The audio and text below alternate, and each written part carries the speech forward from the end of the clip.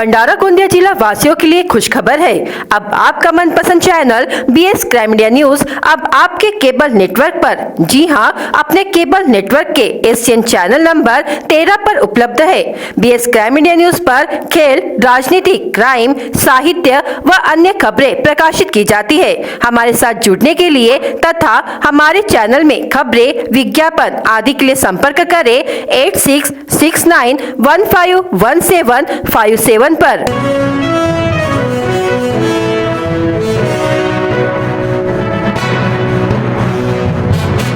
तुमसा तहसील में अवैध मुरुम उत्खनन जोरों पर।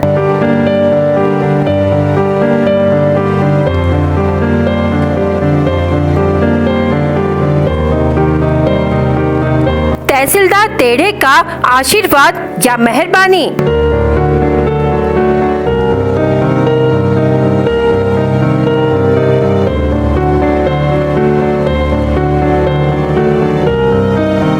रेती माफियाओं के बाद अब मुरुम माफिया सक्रिय।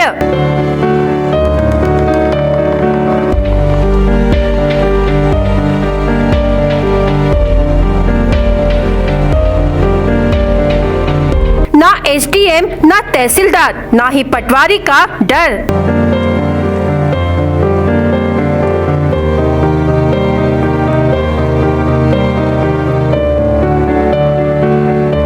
दिन दहाड़े धड़ल्ले से अवैध मुरुम तस्करी।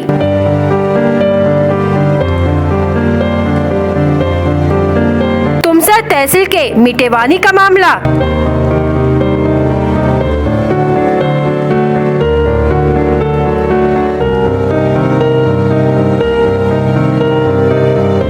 भंडारा जिले में जितनी मांग रेत की है, उतनी ही मांग लाल मुरुम की भी है। इस वजह से अवैध मुरुम उत्खनन का प्रमाण बढ़ गया है और अब रेत माफियाओं के बाद मुरुम माफिया सक्रिय हो गए हैं। तुमसा तहसील अंतर्गत आने वाले मिटेवानी गायमुख रोड पर मुरुम की पहाड़ी मुरुम तस्करों का अड्डा बन गया है। दिन दहाड़े बेखौफ रोजाना 100 से अधिक ट्रैक्टरों में मुरुम तस्करी की जाती है और यह सब तुमसा तहसील बाला साहेब टेढ़े के नाक के नीचे से। लेकिन अब तक कोई उचित कार्रवाई होते नजर नहीं आ रही है, तो वही गांव के पटवारी और कोतवाल के कार्य पर भी सवाल निर्माण हो रहा है। यदि कार्रवाई नहीं होती तो उसको दिखाने का काम प्रिंट और इलेक्ट्रॉनिक मीडिया का है। उसी प्रकार अवैध मुरुम उत्खनन का खुलासा करने और अपने कैमरे में कैद करने बीएस क्राइम इंडिया न्यूज का पत्रकार वहां पहुंचा तो उसके साथ मारपीट कर उसका मोबाइल छीना गया और गाली गलौज की।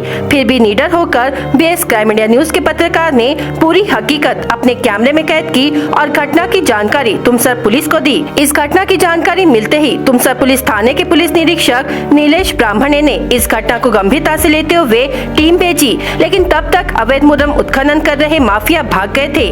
पत्रकार ने तुमसर पुलिस थाने में आरोपी सौरभ उची बगले और अन्य 2 के खिलाफ शिकायत दर्ज की और उन पर कलम 323, 504, 506 के तहत मामला दर्ज किया गया है। आगे की जाँच शुरू है। चर्चा का विषय ये भी बना हुआ है कि तहसीलदार के आशीर्वाद से तो नहीं मुरुम उत्खनन किया जा रहा है, क्योंकि तहसीलदार को इस विषय पर कई बार सूचना देने के बाद भी इस ओर वे नजरअंदाज करते आ रहे हैं। बता दे कि मुरुम माफिया गुंडाराज करते हुए अवैध मुरुम उत्खनन कर रहे हैं। मिटेवानी में सौरभ उची बघेले नामक युवक यह मुरुम तस्करी कर शासन प्रशासन को रोजाना लाखों का चूना लगा रहा है, लेकिन ना कोई पटवारी, ना कोतवाल और ना ही तहसीलदार इस पर कोई कार्रवाई करते हैं। क्या इस मुरुम माफिया का तहसीलदार, पटवारी और कोतवाल के साथ कोई मिलीभगत तो नहीं? ऐसे चर्चा का विषय शुरू है।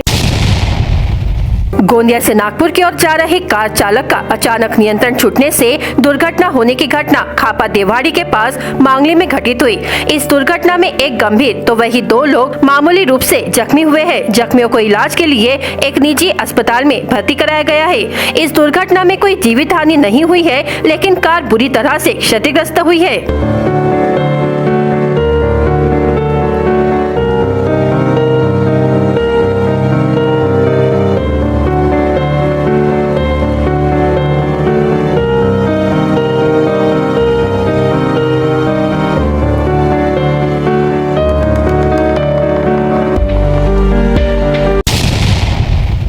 गोंदिया जिले में इस समय खरीफ सीजन की धान की कटाई और मड़ाई का काम चल रहा है, लेकिन इसी बीच बेमौसम बारिश हो रही है। इससे धान की कटी हुई फसलों को सबसे ज्यादा नुकसान हो रहा है। पिछले सप्ताह बेमौसम बारिश से 3000 हेक्टेयर फसल को नुकसान हुआ था। अब एक बार फिर गोंदिया जिले में बेमौसम बारिश के कारण धान की फसल को काफी नुकसान हुआ है।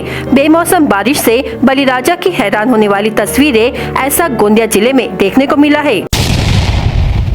माझे नाव गौरीशंकर जुगलाल बगली, मी राहणार मुक्काम कटंगी बुजुर्ग, तालुका गोरेगाव। आमचे शासनाकडे नुकसान भरपाई देण्यात यावी ही आमची मागणी आहे। आमच्या आता 3-4 एकरला धान आता उभाच आहे, तो भुईसपाट झालेला आहे। जिला सैनिक कल्याण कार्यालय नागपुर की ओर से ध्वज नीति संग्रह कार्यक्रम का शुभारंभ किया गया। राज्य के मुख्यमंत्री एकनाथ शिंदे के नागपुर स्थित निवास स्थान रामगिरी पर ही कार्यक्रम आयोजित हुआ। इस मौके पर उन्होंने राज्य के मुख्यमंत्री के रूप में 1 माह का वेतन देने की घोषणा की। आपण सैनिकांचं मनोधैर्य वाढवण्यासाठी विविध स्तरावर आपण काम करतोय। आज शुभारंभ होणाऱ्या या मोहिमेमध्ये आपले नागरिकही सहभागी होणार आहेत। आजी माजी सैनिक आणि त्यांच्या कुटुंबियांच्या कल्याणासाठी हा निधी महत्त्वाचा आहे। या माध्यमातून नागरिकांना देशासाठी आपल्या जवानांच्या कल्याणासाठी योगदान देण्याची संधी आपल्याला प्राप्त झालेली आहे आणि म्हणून या संधीचा फायदा घेऊन ध्वज दिन निधीमध्ये आपण जास्तीत जास्त योगदान देण्याचा प्रयत्न करूया। खरं म्हणजे याच माध्यमातून एक देशसेवा राष्ट्रसेवा आपल्या हातून घडू शकते। मी नागपूरकरांना मनापासून अभिनंदन करतो आणि मी देखील या राज्याचा मुख्यमंत्री म्हणून 1 महिन्याचा पगार आणि माझं जे काही उत्पन्न आहे ते सगळं याला आजच्या ध्वजदिन निधीला मी अर्पित करतो। ही देखील एक राष्ट्रसेवा आहे, देशसेवा आहे आणि म्हणून ही मी पुन्हा एकदा सर्व सैनिकांप्रती आपली कृतज्ञता व्यक्त करतो आणि आपल्या सगळ्यांनाच मनापासून शुभेच्छा देतो। ध्वजदिन निधी संकलनाला मी शुभेच्छा देतो। ज्या मुलांना आपण इथे त्यांचाही सन्मान केला, त्यांना शिक्षणासाठी आपण जे काही सहकार्य केलं तेही या असंच कायम आपण पुढे सुरू ठेवूया एवढंच आपल्याला सांगू इच्छितो। आणि म्हणून पुन्हा एकदा आज सगळ्यांना मनापासून आजच्या या आगळ्या वेगळ्या अशा देशसेवा आणि देशाप्रती आपली देशप्रेम व्यक्त करणारी भावना आज या ठिकाणी सगळ्यांच्या मनामध्ये आहे आणि म्हणून मी पुन्हा एकदा सगळ्यांना शुभेच्छा देतो। धन्यवाद। जय हिंद, जय महाराष्ट्र। भंडारा जिले में बुधवार सुबह से लेकर शाम तक दिन भर रिमझिम फुहारें बरसती रही, जिससे अचानक ठंड की लहर शुरू हो गई। ठंड से बचने के लिए अलाव का सहारा लेते नजर आए नागरिक। इस बेमौसम बारिश ने किसानों की भी चिंता बढ़ा दी है। वर्तमान में धान की अधिकतम फसल खेतों से निकल चुकी है, पर सर्वाधिक नुकसान की संभावना तुअर, चना, गेहूं की फसल को बना हुआ है।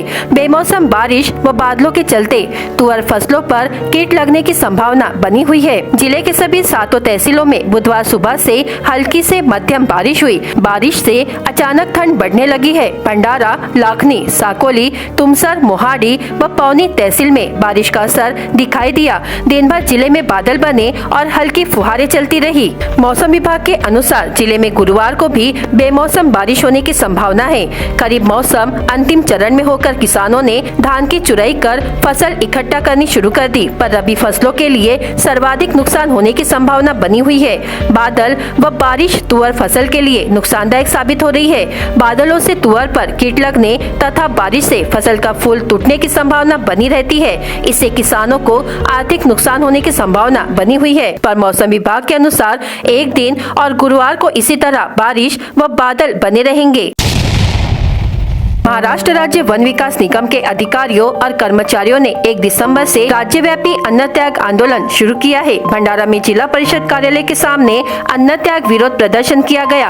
राज्य सरकार द्वारा इस विरोध प्रदर्शन पर ध्यान नहीं देने से कार्यालय में सरकारी कामकाज बंद आंदोलन शुरू करने से कार्यालयों में सन्नाटा है। इसी बीच अन्न त्याग आंदोलन पर बैठे भंडारा के 8 कर्मचारियों की तबीयत बिगड़ने पर उन्हें इलाज के लिए भंडारा के जिला सामान्य अस्पताल में भर्ती कराया गया। आंदोलनकारियों ने संकल्प लिया है कि जब तक उनकी मांगें पूरी नहीं हो जाती, वे अपना आंदोलन वापस नहीं लेंगे।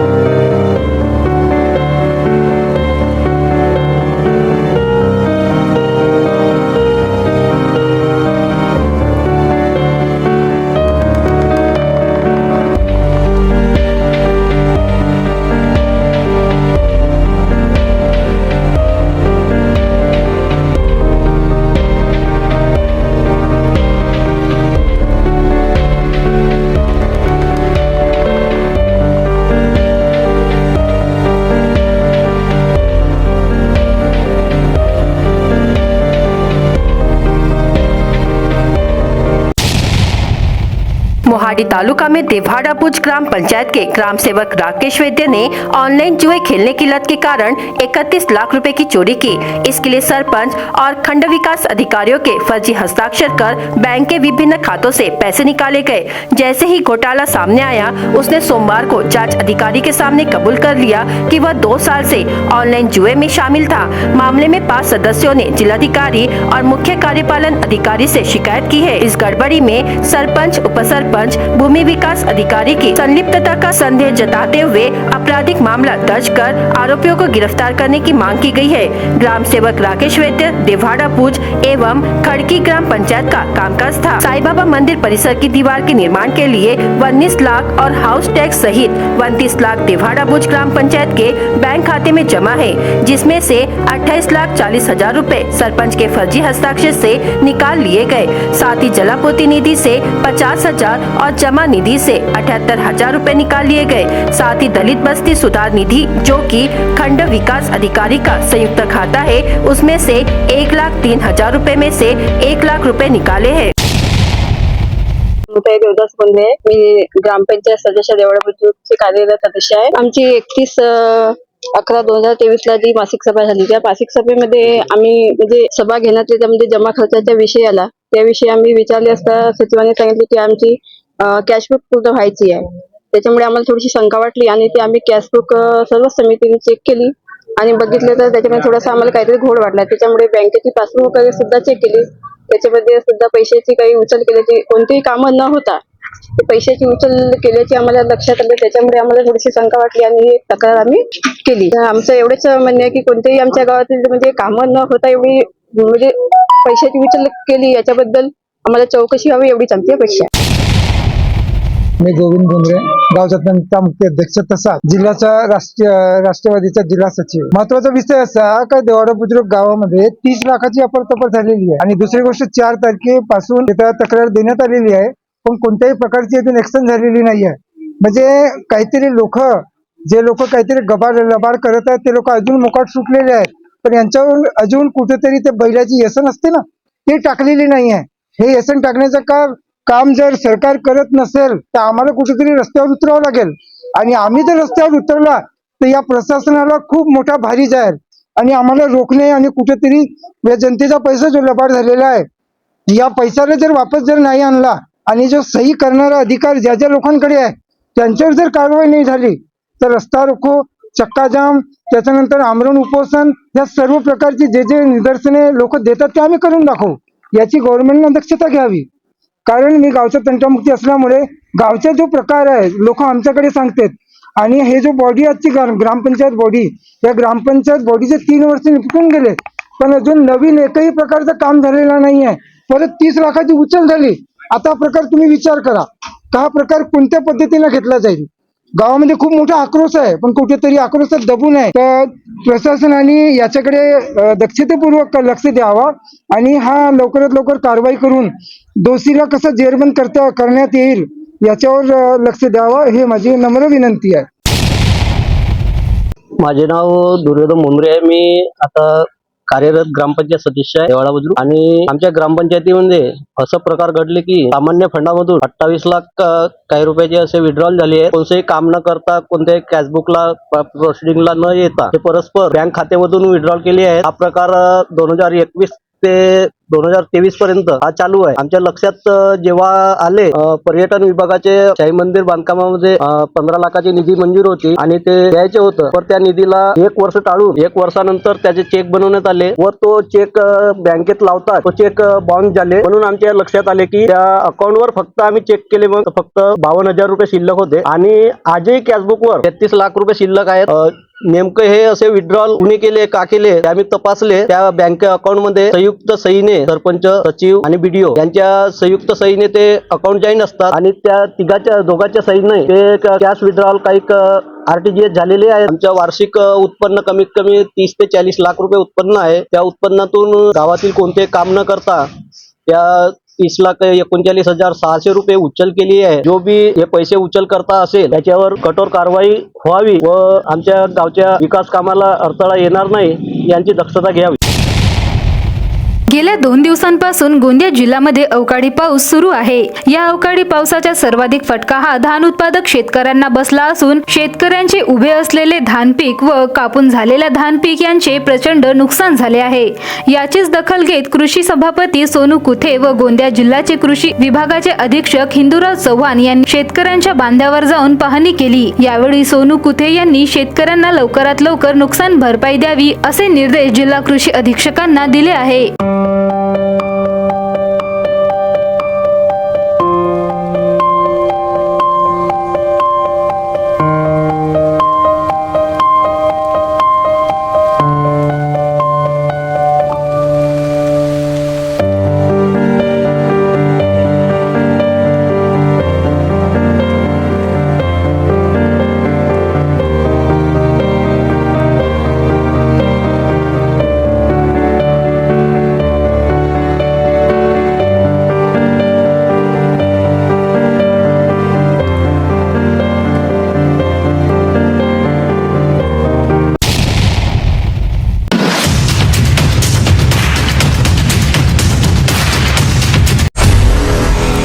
महाराष्ट्र विधानमंडल के गुरुवार से शुरू हो रहे शीतकालीन सत्र की पूर्व संध्या पर सत्तारूढ़ दल और विपक्ष में जमकर घमासान हुआ। विपक्ष ने हमेशा की तरह चायपान का बहिष्कार किया तो मुख्यमंत्री एकनाथ शिंदे ने कहा कि विपक्ष के पास कोई एजेंडा ही नहीं है।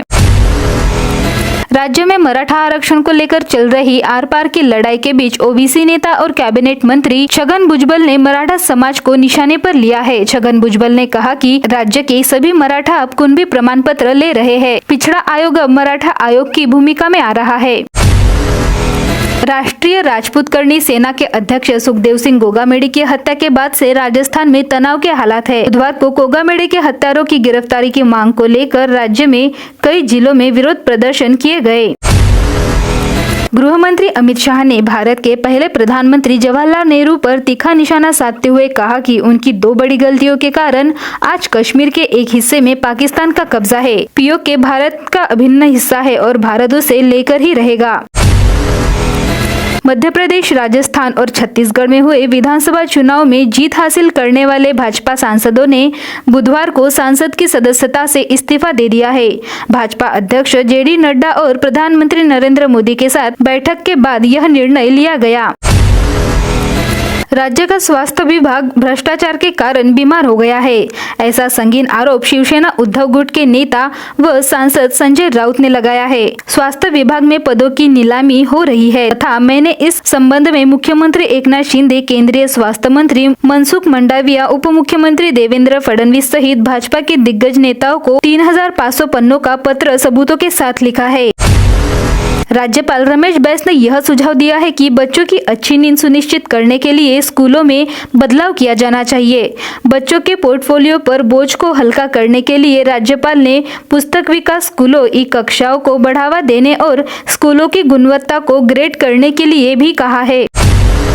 बंगाल की मुख्यमंत्री ममता बनर्जी ने भाजपा पर निशाना साधते हुए उसे देश में सबसे बड़ा जेब कतरा करार दिया। साथ ही उसे चुनाव से पहले मतदाताओं को झांसा देने वाला दल भी बताया। केंद्रीय गृह मंत्री अमित शाह का 9 दिसंबर को नागपुर और गढ़चिरौली जिले का दौरा और प्रास्ताविक कार्यक्रम फिलहाल रद्द कर दिया गया है। अमित शाह के दौरे की अगली तारीख मिलने के बाद ये कार्यक्रम तय किए जाएंगे। पिछले 24 घंटों में नागपुर में दिन के तापमान में 3.5 डिग्री सेल्सियस की गिरावट आई। हालांकि दिसंबर शुरू होने के बावजूद भी सिटी में ज्यादा ठंड नहीं महसूस की जा रही थी। अब तापमान गिरने से ठंड महसूस की जा रही है।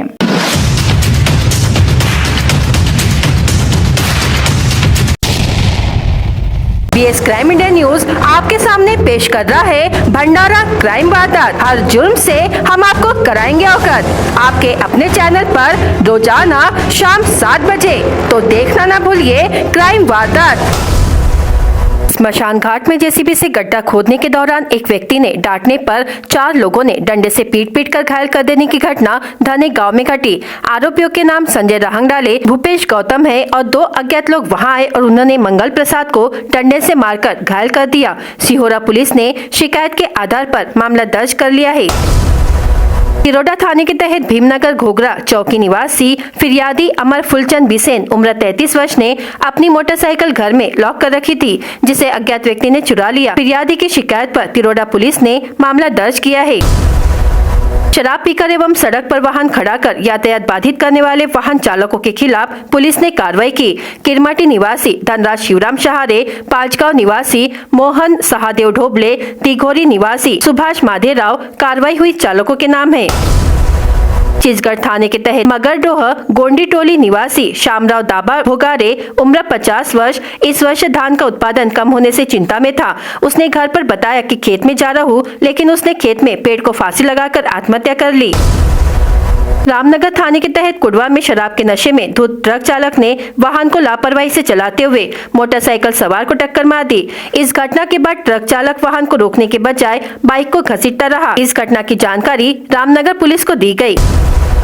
गोरेगांव थाने के तहत दौड़ीपा निवासी प्रकाश रामजी कोल्हाटकर उम्र 50 वर्ष अपनी मोटरसाइकिल से जा रहा था। इसी दौरान दुर्गा चौक गोरेगांव में ट्रक के चालक ने लापरवाही पूर्वक चलाकर मोटरसाइकिल को पीछे से टक्कर मार दी, जिसमें प्रकाश की मौत हो गई। शिकायत पर गोरेगांव पुलिस ने मामला दर्ज किया है। गश्त के दौरान मिली जानकारी के आधार पर गंगाझरी पुलिस टीम ने हाथ भट्टी शराब अड्डे पर छापेमारी कार्रवाई कर 36,500 रुपए का माल जब्त किया। शहरवानी निवासी आरोपी अविनाश मानिकचंद मौजे उम्र 21 वर्ष के खिलाफ गंगाझरी थाने में मामला दर्ज किया गया है। भंडारा गोंदिया जिला वासियों के लिए खुशखबर है। अब आपका मनपसंद channel BS crime India news अब आपके केबल नेटवर्क पर, जी हाँ, अपने केबल नेटवर्क के एशियन चैनल नंबर 13 पर उपलब्ध है। BS क्राइम इंडिया न्यूज पर खेल, राजनीति, क्राइम, साहित्य व अन्य खबरें प्रकाशित की जाती है। हमारे साथ जुड़ने के लिए तथा हमारे चैनल में खबरें, विज्ञापन आदि के लिए संपर्क करें 8669151757 पर।